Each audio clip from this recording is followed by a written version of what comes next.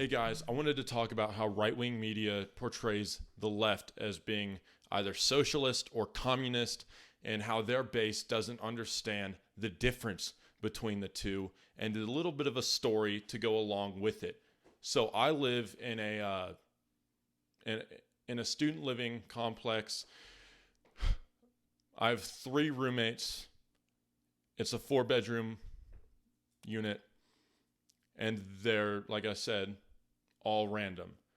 One of these kids is a sophomore at the time. I was in my 4th year, now I'm a 5th year. He was complaining that we couldn't go to the football game because capacity was set at 25% and there was no chance that he would be able to get in. Anyway, I explained to him that now that Biden was essentially going to be declared the winner within, the next day or two, that we would, that he would be able to get the pandemic under control. He was more trustable. Trump politicized mask usage, and he raised doubts about the vaccine. This kid immediately started crying fraud, as he was a part of Trump's die-hard base. And that's what Trump had instructed him to do, essentially. Not only did he cry fraud, but he screamed at me that I was a communist. He doesn't even know the definition of communism. And that's not even on him. I blame these communities that have been influenced by right-wing corporate media, and how these right-wing states such as Texas invest such little into their education system. Anyway, so shows like Tucker Carlson, Hannity, Ingram, and even a lot of left-wing pundits with MSNBC, CNN, etc., have gotten sued in defamation lawsuits for spreading misinformation. Anyway, their defense is really, really kind of funny, but also sad at the same time, considering how many people watch these shows. Essentially, and I'm going to show you in this NPR article, they claim that they aren't real news shows, that they are for entertainment, and that the audience should be aware. Except there's no advisory, so what do you expect?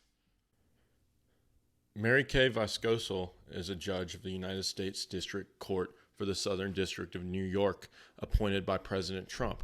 She wrote, "Fox persuasively argues that given Mr. Carlson's reputation, any reasonable viewer arrives with an appropriate amount of skepticism about the statement he makes." She added, "Whether the court frames Mr. Carlson's statements as exaggeration, non-literal commentary, or simply bloviating for his audience, the conclusion remains the same. The statements are not actionable."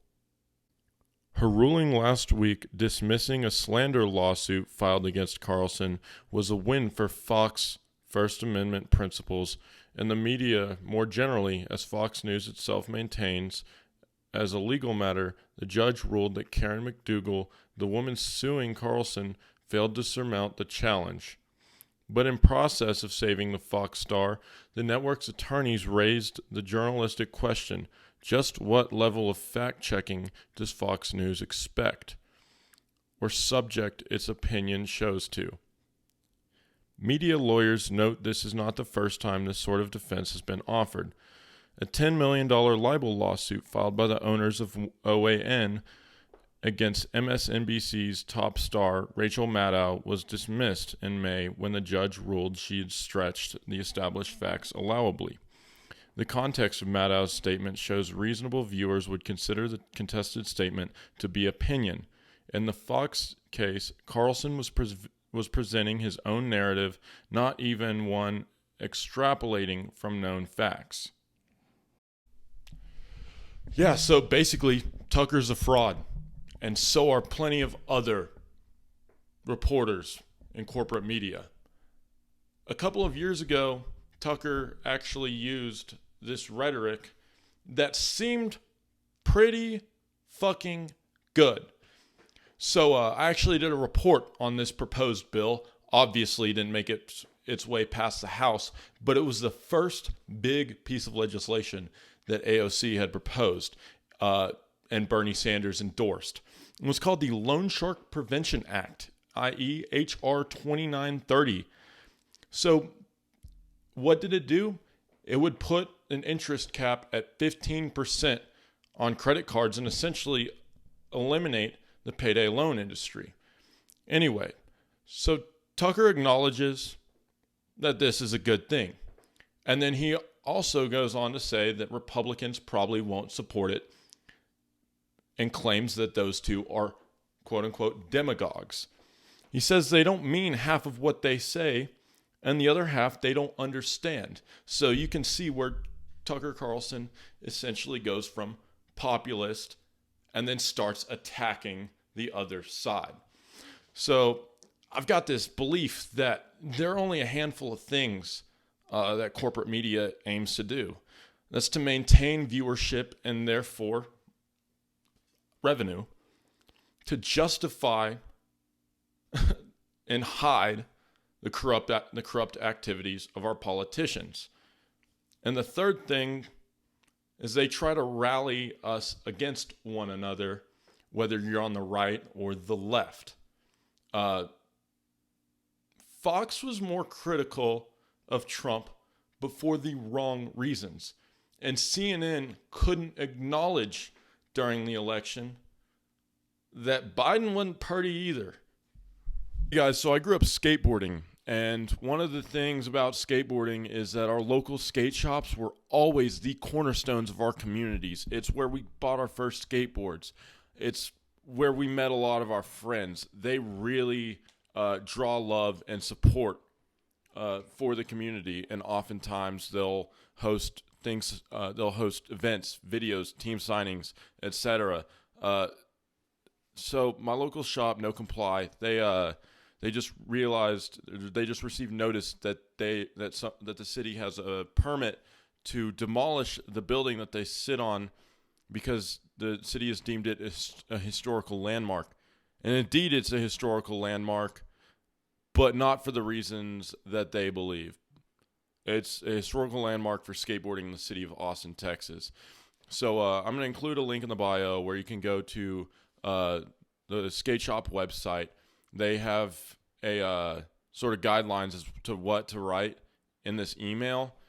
And yeah, we need as many people to email the city as possible. So I'll include all the information in the bio. Thanks.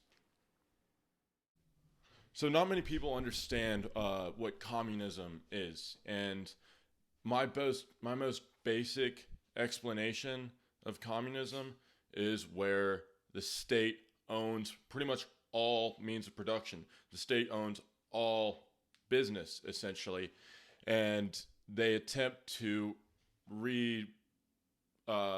allocate resources to the people depending on their needs. Now, I'm against this. I'm for social democracy, and oftentimes in a lot of socially democratic countries such as Sweden, I'm pretty sure they don't even have intense labor laws. They have it to where basically everybody is guaranteed to be part of a union whenever they enter the workplace. But what I understand is that they have to sign a contract opting out of their union. So, and social democracy is really built on this capitalistic notion, and the government provides basic legislation that prevents unfettered capitalism. People still own private property in these countries. They're not even close to being similar. In places like Sweden, they offer, essentially the most basic resources, such as a single-payer healthcare system, where the government controls, medicine and healthcare practices. Everybody gets healthcare, but they don't control land, and they ensure that everybody is given the opportunity to work. Oftentimes, people come from various deficits, depending on how you grew up, and not everybody is created equal, but it's not like in a social democracy, people are guaranteed anything. They're just guaranteed the opportunity to, and oftentimes, get an education. If somebody has a drug dependency, think about it like that. They're guaranteed decent rehab. Oftentimes, if you think about communism, people assume that it's very authoritarian, which it is. However, I think social democracy is less. Social democracy is really more libertarian in a certain sense, because the government is not corrupt and the government is efficient. Let me tell you, we have the exact opposite of fucking communism. Right now, our politicians are owned by corporations, not the other way around. We have unfettered fucking capitalism here. And man, I don't know how much longer it can be sustained. No wonder people hate paying taxes.